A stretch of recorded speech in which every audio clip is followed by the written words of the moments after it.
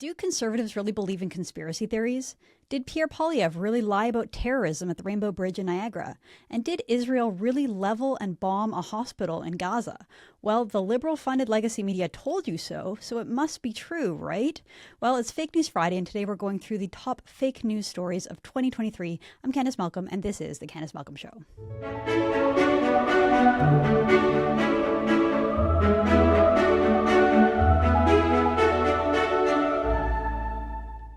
Everyone, thank you so much for tuning into the podcast today. Don't forget to like this video. If you're new around here, subscribe to our channel, True North.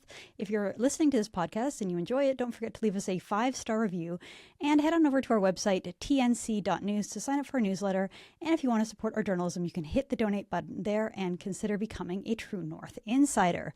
Well, today I am joined by journalist Harrison Faulkner, host of Ratioed here at True North, and we're going to walk you through some of the most egregious lies told by the legacy media. That's what Fake News Friday is all about, exposing the agenda, exposing the lies from the legacy media. We each picked a few of our favorite fake news stories of the year, so let's jump right to it. Harrison, why don't you start? So the first story we have here, Candice, as our audience will know, is the hysteria over Christine Anderson, the German European politician who has become one of the loudest critics against Justin Trudeau over the past few years. She's made numerous trips to Canada, and at the beginning of this year, she on one of her trips to Canada, she went and visited with 3 Conservative MPs, one of them being Leslie Lewis. Now, of course, the legacy media jumped on this because, in their opinion, anyone who is opposed to mass immigration, anyone who calls out the Islamization of their country must be some sort of racist, hateful, xenophobic, awful person.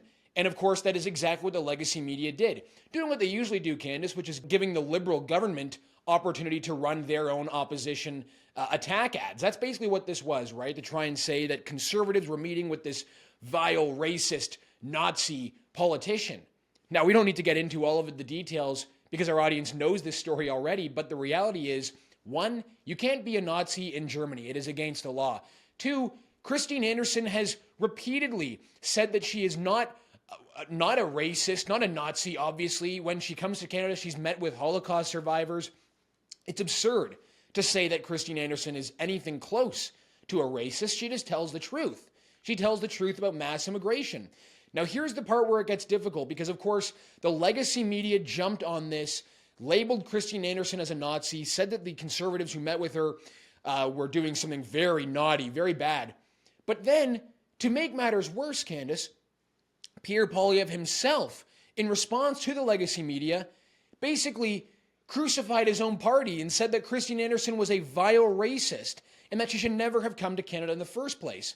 I also want to show our audience this clip of a Liberal MP basically taking the exact line the legacy media gave them and saying in the House of Commons that Christine Anderson was a known Nazi. Listen to this. I'm just curious if she thinks there should be consequences or reprimand for members of this House who meet with known Nazis, who spread misinformation, disinformation, glorify the Holocaust, who speak against anti-Muslim rhetoric. I'm just curious if she's talking about online hate and privacy of Canadians and regulation. Does she condemn her actions by meeting with a known Nazi? So, Candice, it's predictable programming from the legacy media, doing anything they can to make Conservative MPs look bad, even though they just had dinner with a very loud critic of Justin Trudeau. It's unbelievable. Well, it's too bad that you see Pierre Poilievre falling to the media narrative on this. One of the things that people love about Pierre Poilievre is that he fights back and he doesn't cower. And this behavior, saying like, oh, we're so sorry. Yes, you're right. She's not bad and we don't like her. That's kind of like Andrew Scheer and Aaron O'Toole conservatism. And that's not what we really expect from Poilievre. Sometimes it takes an outsider, a foreign observer of Canada to really say the things that people in Canada don't say or are afraid to say. And I think that's why Christine Anderson's voice has been refreshing. Obviously, you don't have to agree with every single thing a person says just to, go to an event with them. I'm sure there's things that you say, Harrison, I don't agree with, or things that, of course, another politician. Politicians say things all the time, so do journalists.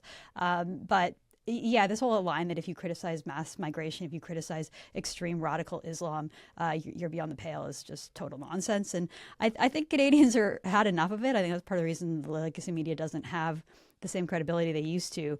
This is kind of like a sad example of like everything slipping back to the way it was like 5-10 years ago. Yeah, absolutely. There's no reason for Poilievre to fall to the legacy media's fake news narratives about a German politician. Canadians support what Anderson has to say. That's why she keeps coming back here. That's why she has such a large Canadian following. So there's no need to stab your own MPs in the back. There's no need to take the legacy media narrative. They're obviously trying to discredit conservatives. It doesn't matter what the truth really is. They'll just do whatever they can. So, like you say, it was an unnecessary error from Poilievre there.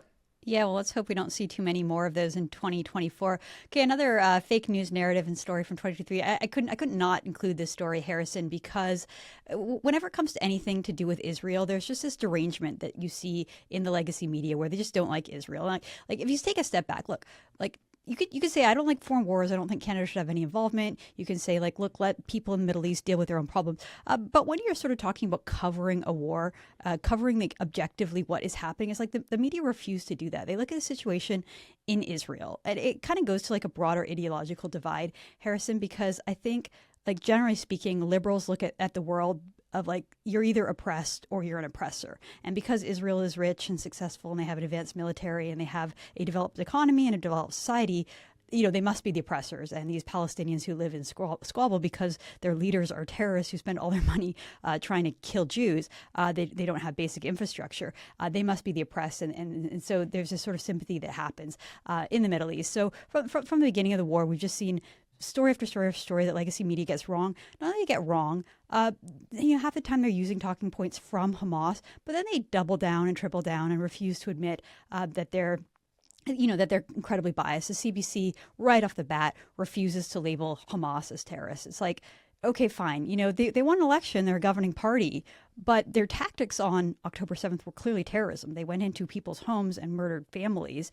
And the entire point behind terrorism is attacking civilians with the aim of terrorizing a civilization and terrorizing a society. And that's what it does. Like the idea that terrorists could just enter your home and kill your kids, like that's the biggest thing you could do to spread terror. So CBC showing their ideological colors right off the bat. And then, a couple weeks into the war, you saw it again. There were stories and reports on social media in the evening that a hospital had been leveled, that Israel had bombed a hospital. And everyone jumped on it, including the prime minister, the foreign affairs minister, just instantly took Hamas's word that 500 people had died and that this Al-Hali Baptist hospital had been leveled. As soon as it was morning and there were footage, you could see that the hospital was still standing, that there was no evidence of a huge attack from Israel. And it became pretty clear that it was a misfired rocket that had actually hit a parking lot, not killed that many people, wasn't that big of a story. CBC doubled down on it. They kept their story up. And then when the CBC president was testifying in Parliament, she doubled down on it again. So it's like they can't admit that they're lying. They won't admit that they're wrong. A couple more quick examples here, Harrison. The Globe and Mail called, so a couple weeks ago, there was this humanitarian pause in fighting for a return of hostages. In return, in exchange, Israel agreed to release some prisoners who had been convicted on terrorism charges. And the Globe and Mail called it a prisoner swap, right? It's like you're exchanging kids who are kidnapped for convicted terrorists, and you call that a prisoner swap. The kidnapped Israelis were not prisoners; they were hostages. Another one, the Globe and Mail was claiming that all of the casualties on the Palestinian side were civilian. Here they say 13,300 civilians were killed on the Palestinian side. It's like, Israel says that of the people that they've killed, 5,000 to 6,000 were Hamas fighters, right? So claiming that everyone who died is a civilian, ignoring the fact that Hamas is even there. Pretty brutal. And then I think the worst one in this genre of anti-Israel reporting was this story that CTV aired in Toronto, talking about Hanukkah, like purely just talking about the religious festival, the Festival of Lights, lighting of the menorah. And then out of nowhere, the control room goes to B-roll, which is just the secondary footage that they show on the screen. And it showed like the worst footage of kids being pulled from rubble and bombing in Israel. It's like, Jews celebrating Hanukkah in Toronto. What does that have to do with kids and this like really graphic footage in Gaza? I mean, it just shows really that there's some pretty deranged people in the legacy media and people who hate Israel, support Hamas and want to tell that side of the story. Yeah, I mean, I think one thing that's clear is that there are a lot of people in the legacy media who are ideologically driven on this issue. They're not there to really report what's going on. They have their own biases against Israel, and that's become super obvious from the very beginning of this. I think also the CBC not even calling the October 7th attack terrorism, not calling Hamas terrorists. That's insane. They're obviously terrorists. The Canadian government describes Hamas as a terrorist organization, and yet the CBC is hesitant to call them a terrorist group. It's wild. And also, I think the media hasn't learned anything from Ukraine, Russia, right?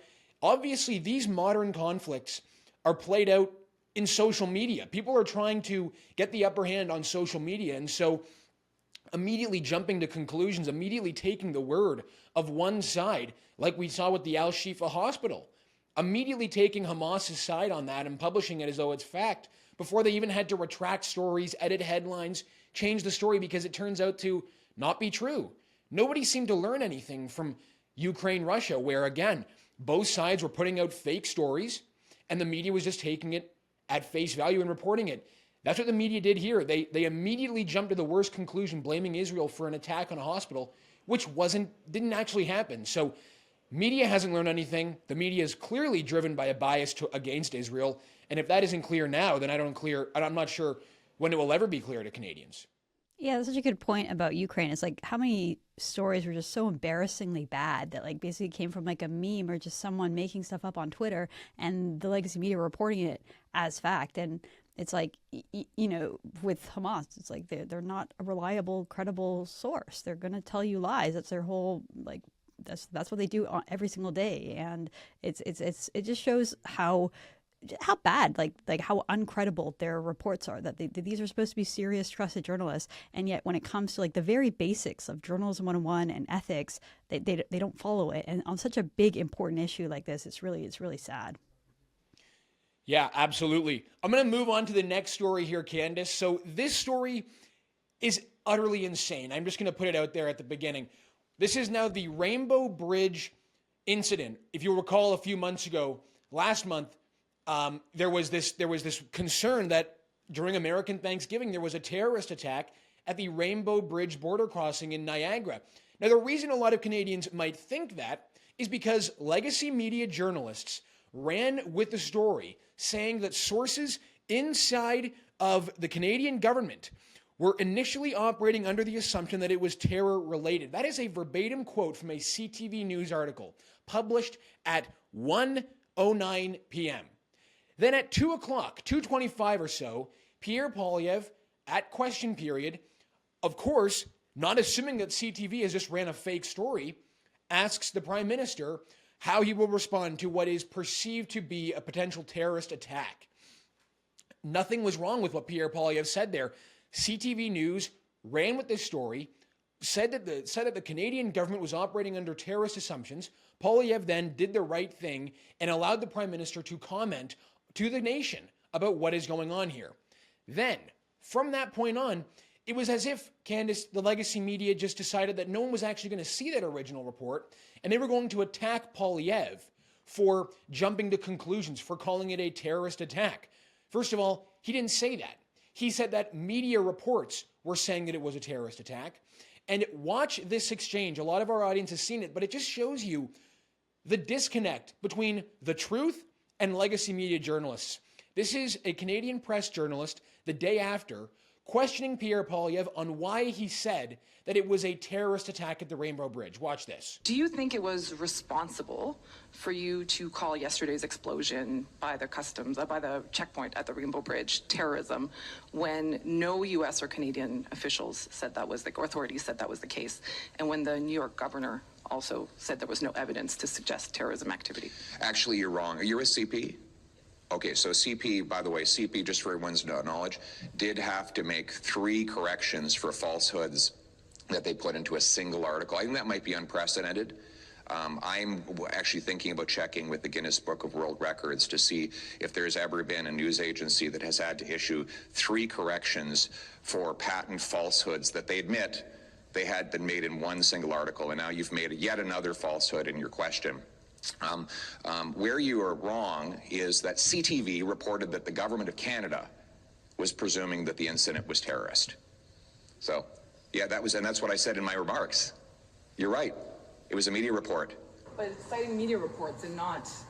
Which is what I said. In the House, I said there are media reports. And you think that's a responsible thing to go on, to make that kind of a statement at the time without speaking? What kind of statement? Calling something terrorist. I didn't. I said there were media reports. But that's the distinction we're making? Okay. No, there's no distinction. What I said, and I was right, was that there were media reports of a terror-related event. By your admission, there were media reports of a terror-related event. And that media report, according to CTV, unless you're questioning their integrity now, came from security officials in the Trudeau government. So do you think the CTV was irresponsible in putting out that tweet? Do you think it was a responsible comment to make in the House of Commons? Sorry, I'm asking, I have already answered that. Do you think CTV was irresponsible to put that tweet out?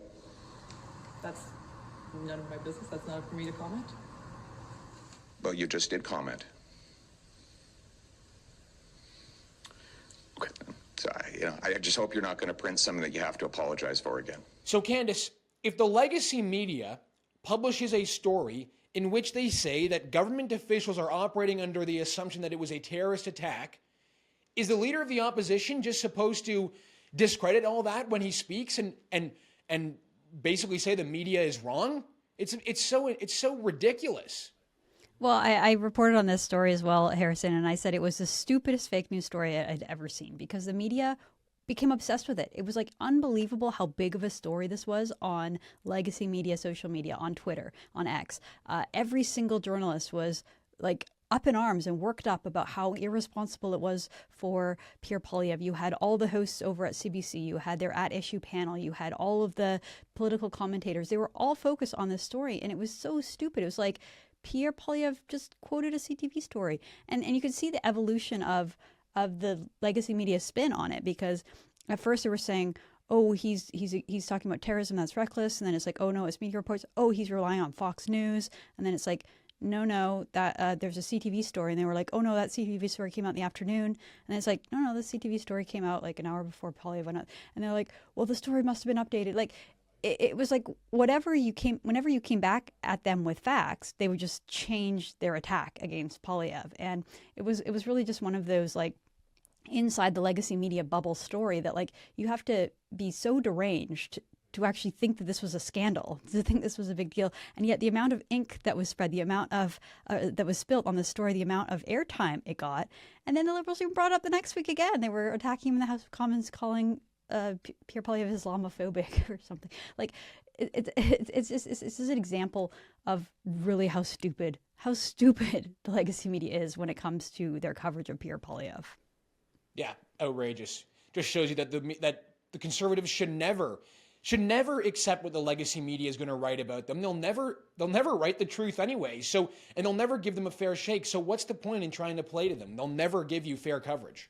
100%. It's like something about Pierre Poilievre just really triggers the legacy media, and they can't help themselves. So anytime they have an opportunity where they think they've caught him saying something slightly off guard, they'll attack, and it's really transparent. Well, I want to talk a little bit more. My next story that I'm bringing is about the Liberal government trying to regulate the internet, trying to regulate news, online streaming act. We talk about how Pierre Poilievre triggers the media. I think that there might only be one or two people that trigger the legacy media more than Pierre Poilievre. That would probably be Elon Musk and Joe Rogan.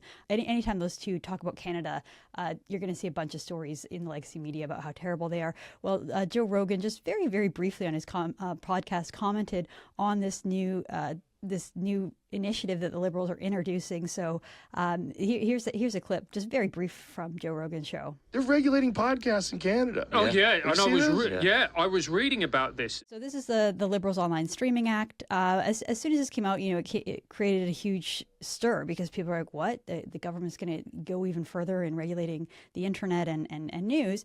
And instantly the Liberals defended themselves and said, no, we're not going to regulate podcasts. We're just going to regulate platforms, right? And so then then you had the Canadian press parroting the Liberal government and assuring Canadians that, no, Joe Rogan's wrong and the Liberals are just, their online streaming won't regulate social media creators and podcasts. But of course, in the fine print, Harrison, we see that they actually will. They're going to be they're going to be regulating the platform. So they'll be regulating for Canadian content, and they're going to be obviously interfering in the algorithms and imposing their own censorship because they're going to be regulating Spotify and YouTube and the places where Canadians get their podcasts. So it's kind of a distinction without a difference, right? It's saying, oh no, we're not going to regulate True North. We're just going to regulate all the places where Canadians can find True North podcasts. And it's like, that's exactly the same thing, and it's interesting to see how this happens, Harrison, because anytime the Liberals introduce a new plan to either bail out the media or to regulate a different aspect of how Canadians get their news,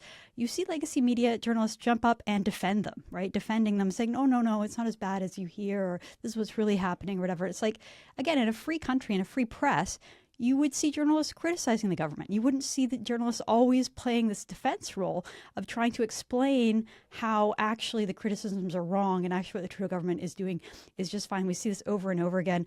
Just the other week, Harrison, when the Trudeau Liberals announced their fall economic update, and part of it was another $125 million bailout to news agencies. It came in the form of a tax credit that allowed you to write off up to 35% of someone's paycheck, so up to $30,000 per employee in the newsroom. And you had a bunch of journalists being like, this isn't a bailout, it's just a tax credit. Like, that's totally different.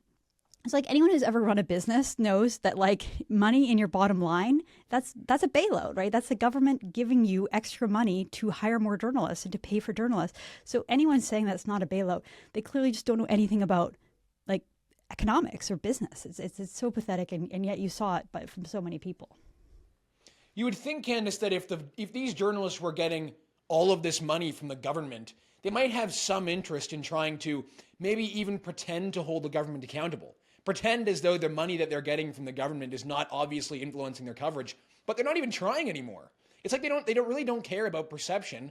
They just know that maybe Canadians are just going to accept this. We're just going to accept that all of our major news outlets are being paid off by the government, and the government is just going to parrot their talking points. They don't really seem to have any interest at all in telling the truth or trying to discredit the fact that, no, the money we get from the government isn't impacting our coverage. Speaking of this next story is exactly in line with that.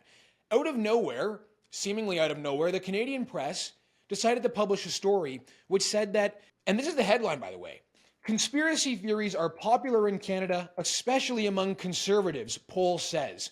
So that was published in the Canadian press, and of course, the legacy media have just take those articles and republish them immediately on all of these different platforms. So you had CTV, CP24, and the Globe and Mail. That headline, which is obviously partisan in nature, which is obviously targeted at conservatives and is aimed at making conservatives look bad, was just published without any concern at all. And then something strange happened, Candice, because of course, when all the legacy media outlets tweeted out this article, the Canadians gave them pushback and said, what is this garbage? This is such a patently absurd article. CP24 and CTV News changed their headline. They removed any mention of conservative at all because obviously it's so obviously partisan. Except for the Globe and Mail. The Globe and Mail didn't bother changing their headline. They thought, oh, that's fine. Now, this is where the article gets ridiculous. One of the conspiracy theories that apparently conservatives believe in is that the mainstream media manipulates information. This is a direct example of the mainstream media manipulating information. One of thousands of examples, Candice, of the media doing this. And yet, this is supposed to be news. It's ridiculous. This is really the perfect fake news story for 2023, Harrison. I mean, look, like when I first opened that article, I read it. I was like, "Oh, give me a break!" And then I started reading it. It was like, "Oh, Canadians believe in flat Earth. Some Canadians believe in flat Earth, and whatever." And talking about real conspiracies, right? And then all of a sudden they kind of sneak in, and this percentage don't believe in the effects, the severe effects of climate change. And here now we have some stuff about the COVID vaccine and about whether COVID was invented in a lab, and then the media thing. And it's like they kind of just like went from real conspiracies all the way down to just like things that have actually factually been proven true. And look, both sides believe things that aren't quite true. I mean, people on the left still believe Russiagate. They still believe that somehow Russia interfered with the 2016 election and that Donald Trump isn't the legitimate president of the United States. I'm sure lots of liberals and left-wing Canadians still believe the robocall scandal that was completely invented by the legacy media, that was never proven in any way, shape, or form. But they believe for many, many years that Stephen Harper had stolen the 2011 election in Canada. Like, they never mentioned the things that left-wing Canadians believe. They just only make it about the things that conservatives believe, which obviously this is just a complete hatchet job from the beginning, and no one should take these people seriously. Yeah, it's totally pathetic. I mean, what? Just actual facts are now conspiracy theories that conservatives believe in, as if the mainstream media didn't manipulate basically every single story during the pandemic, as if they didn't manipulate basically any story during the Freedom Convoy. It's absurd and so obviously partisan that no one should ever take these people seriously again. It's just not worth anyone's time. Well, I think that's a perfect place to leave it today. So Harrison and I will be back next week. Next week is Christmas, so we hope you have a wonderful holiday with your family. Same to you, Harrison. And we will be back this time next week, giving you the finals. We've held the 4 biggest fake news stories of the year. So we'll be back with that for the end of 2023. So thanks so much for tuning in today. Again, Merry Christmas. Have a great one, and we will see you back next week. It's Fake News Friday. I'm Candice Malcolm, and this is The Candice Malcolm Show.